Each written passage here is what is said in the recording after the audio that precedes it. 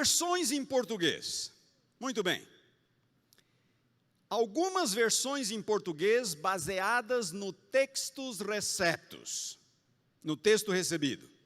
Aqui nós temos a Almeida Revista e Corrigida, a Almeida Contemporânea, a Almeida Corrigida e Fiel.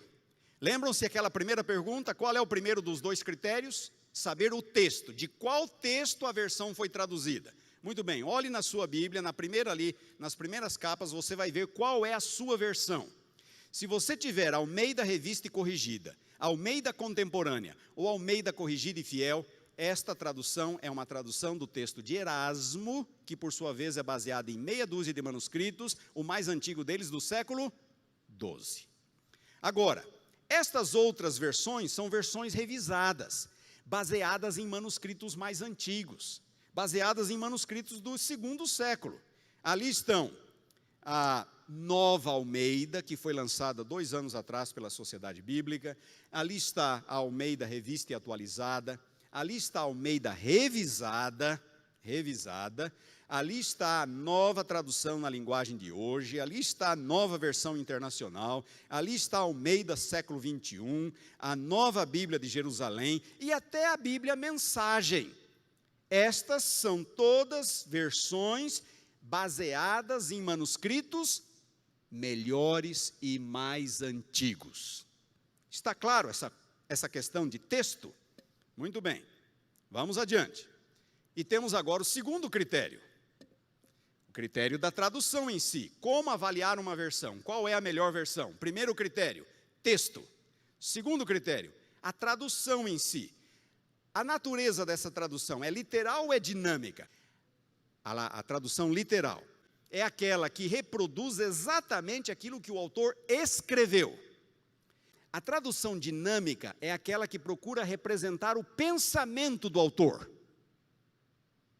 não necessariamente as palavras do autor. O segundo critério é o critério da ideologia. Ela é neutra ou ela é tendenciosa? É uma tradução neutra ou ela foi feita para puxar um pouco de brasa para essa sardinha aqui? Para defender algumas ideias em particular, algumas doutrinas. Vamos lá, vamos falar um pouco, deixa eu exemplificar a tradução literal da tradução dinâmica. Aqui está a tradução da Nova Almeida, de Mateus 23, 29 até 32. Ai de vocês, escribas e fariseus hipócritas, porque vocês edificam os sepulcros dos profetas, enfeitam os túmulos dos justos e dizem, se nós tivéssemos vivido nos dias de nossos pais, não teríamos sido seus cúmplices, quando mataram os profetas. Assim, Jesus continua, vocês dão testemunho contra si mesmos, de que são filhos dos que mataram os profetas. Portanto, tratem de terminar aquilo que os pais de vocês começaram. Esta é uma tradução literal. Deem uma olhada agora numa tradução dinâmica. Olhem a mensagem, a mesma passagem. Vocês, líderes religiosos e fariseus, são um caso perdido, impostores.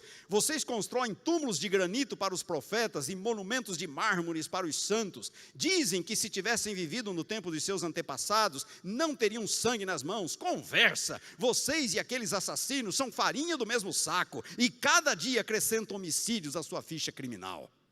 Essa é uma tradução dinâmica. Tenta reproduzir a ideia. Qual é mais fácil de entender? A literal ou a dinâmica? A dinâmica é mais fácil de entender. Mas há um problema aqui. Há um problema. A dinâmica, ela é interpretativa. E eu corro o risco de depender de uma tradução onde a interpretação não é a melhor. O autor que preparou isso aqui, ele pode ter cometido alguns erros de interpretação. Então, se você quer ter um pouco mais de segurança, fique com as traduções literais. Você vai estar mais seguro. As dinâmicas são fáceis de entender. A Bíblia na linguagem de hoje, a mensagem, são bem apelativas. Mas elas são mais escorregadias.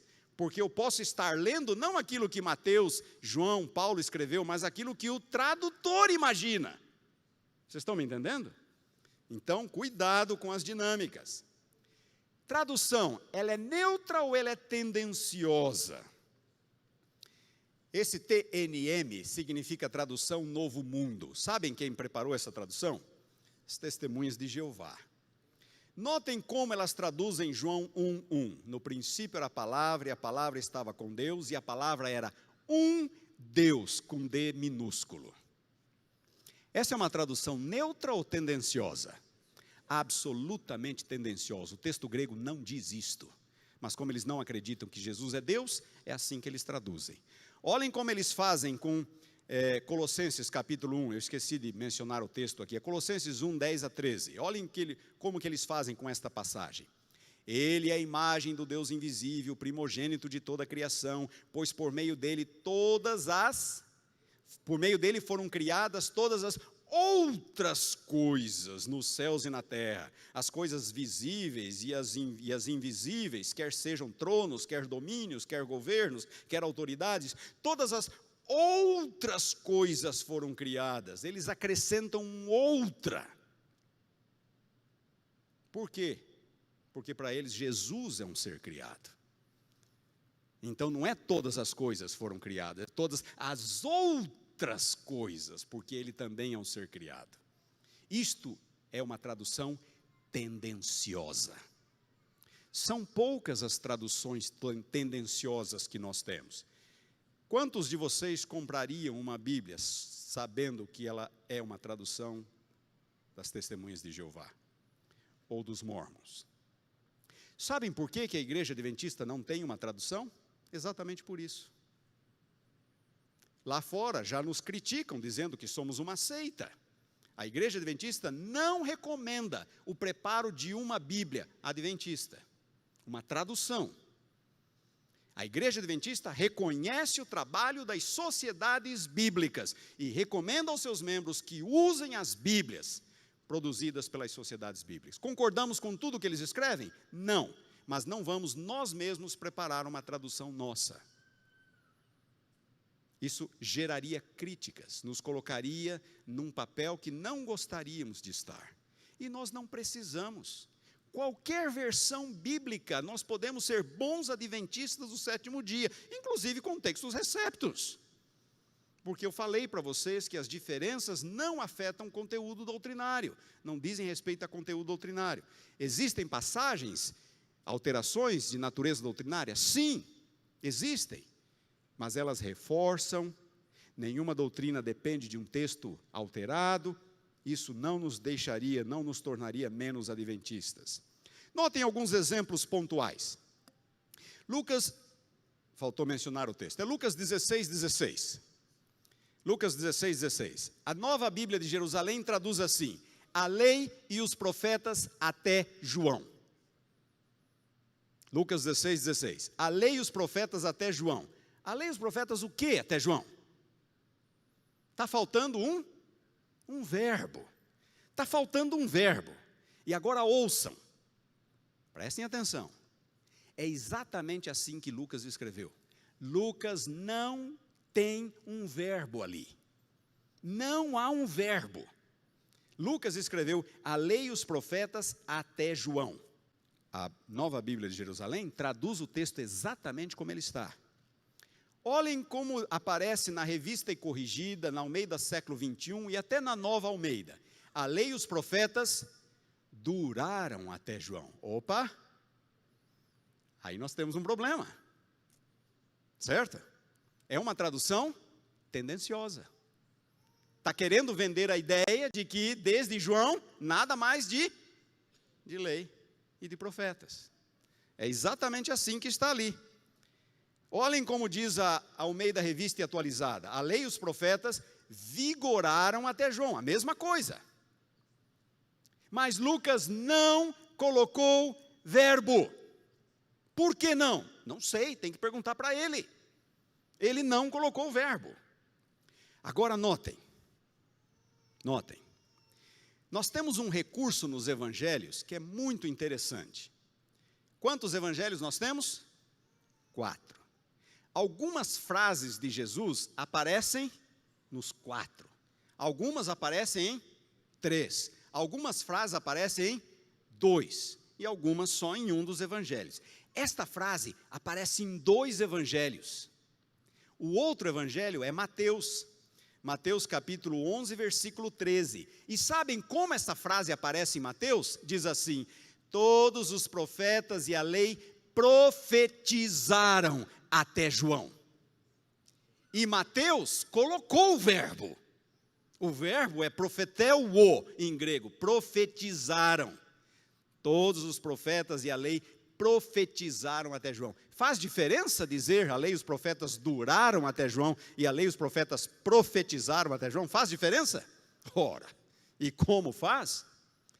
A lei e os profetas profetizaram acerca da vinda de Jesus até João. De João para cá é o período do cumprimento, não é mais o período da profecia, é o período do cumprimento. É muito diferente de dizer a lei e os profetas duraram até João. Então a tradução ali deve ser a mesma de Mateus.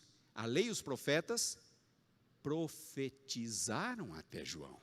Ou, no mínimo, deixar sem verbo, como a Nova Bíblia de Jerusalém. Então as traduções, elas têm problemas pontuais, pendendo mais para cá, pendendo um pouco mais para lá. Mas como adventistas do sétimo dia, a igreja recomenda aos seus membros que deem prioridade às versões produzidas pelas sociedades bíblicas, porque elas são interconfessionais, interdenominacionais. Vai haver problemas aqui ou ali, mas nós estudamos e resolvemos esses problemas mediante o estudo, e não mediante a impressão de uma Bíblia nossa, porque isso não ajudaria. Então, cuidado com as traduções dinâmicas, prefiram as literais. E prefiram aquelas que são neutras na sua ideologia, embora possamos encontrar alguma questão mais pontual. Concluindo, qual é a melhor versão que nós temos em português? Muito bem, a primeira da lista, aquela que eu dou nota 9.5, é a Nova Almeida, terceira edição da Almeida atualizada, que foi lançada 2 anos atrás, e vocês encontram na loja da casa, e vocês encontram nos sites, nas livrarias evangélicas, no site da Sociedade Bíblica. É uma iniciativa de uma sociedade bíblica e não de uma pessoa em particular, não de uma denominação em particular. Ela não é batista, ela não é presbiteriana, ela não é luterana, ela é interconfessional. Concordamos com tudo que está ali? Não, não concordamos com tudo que está ali. Eu já disse para vocês que eu fui consultado, mandei uma lista de observações, algumas foram incorporadas, outras não. Não há problema. Vamos trabalhar com a Bíblia, vamos resolver os problemas, mas vamos usar uma versão que é preparada por uma sociedade bíblica. Tá bem? O texto dela, eu dou nota 10. Por quê? Porque é baseada nos melhores e mais antigos manuscritos, não é baseada no Textus Receptus, é baseada nos melhores e mais antigos manuscritos. O 9 que eu dou na tradução é porque tem um ou outro probleminha pontual ali, com o qual eu não concordo, então eu dou 9 na tradução, avaliação final 9,5. A segunda da lista é a Nova Versão Internacional, também dou 10 no texto, baseada nos melhores manuscritos, melhores e mais antigos manuscritos. A tradução, ela é um pouquinho menos neutra. Eu vou ver uma tendenciazinha aqui ou ali na Nova Versão Internacional. Então, em vez de dar 9, eu dou 8 para ela. E com isso, na minha avaliação, ela fica em segundo lugar. Eu queria dizer que esses números aqui são não são muito absolutos, tá? É só uma tentativa de ajudar vocês a entenderem esse contexto, esse cenário. Almeida século 21, também eu dou 10 no texto, baseada nos melhores manuscritos. Eu dou 8 na tradução, mesma nota que eu dou na Nova Versão Internacional, e a avaliação final, a nota final dela é 9. A Nova Bíblia de Jerusalém, dou 10 no texto, baseado nos melhores manuscritos gregos. A tradução, também dou 8, vocês vão ver ali um saborzinho católico de vez em quando. Vocês vão encontrar a palavra hóstia e alguma outra expressão bem católica na Nova Versão Internacional, na Nova Bíblia de Jerusalém. Então, eu dou nota 8, final 9, mas é uma boa tradução. Todo aluno de teologia deveria ter uma na sua biblioteca. Almeida Revista e Atualizada, nota 10 no texto, baseada nos melhores manuscritos gregos e hebraicos. Tradução, eu dou nota 7 porque ela já tem 60 anos.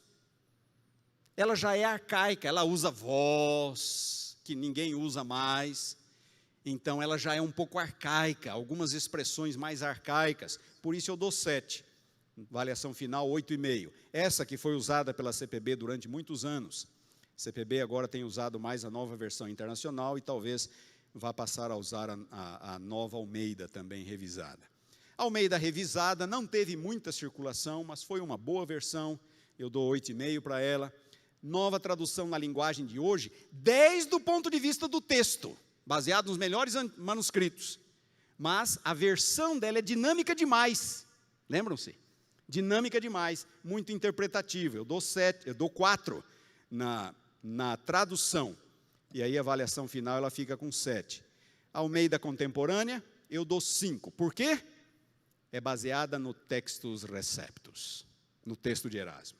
A tradução é boa, mas ela deixa a desejar no texto.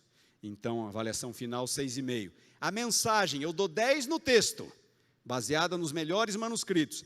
Mas na versão, na tradução, eu dou 2. Ela é interpretativa demais.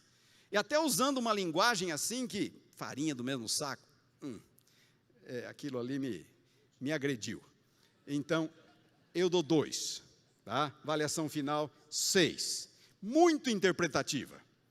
Almeida Revista e Corrigida, que é o mesmo texto da Almeida Antiga. Eu dou 5 no texto. Por quê? Textus Receptus. Tradução, 5, porque já tem muitas décadas, já está muito arcaica, já não se fala mais do jeito que está escrito ali. Avaliação final, 5. Essa seria a mesma avaliação que eu daria para a Almeida Antiga. E agora eu pergunto, é possível ser adventista com todas essas Bíblias? Sim, todas elas. É possível. Vamos ter problemas pontuais aqui ou ali, mas é possível ser adventista com todas elas. Eu recomendo usar aquelas que são um pouco mais literais e baseadas nos melhores manuscritos gregos e hebraicos. Eu acho que essa nova Almeida ficou muito boa. Há algumas dificuldades ali. Nova versão internacional, muito boa. Há algumas dificuldades ali, mas nada que nos impeça de utilizá-las. E nada que nos leve a querer a nossa própria tradução. Lembrem-se, quem é que mexia no texto? Os hereges. Os hereges mexiam no texto. Nós não precisamos e não devemos fazer isto. Muito bem, obrigado pela atenção de vocês.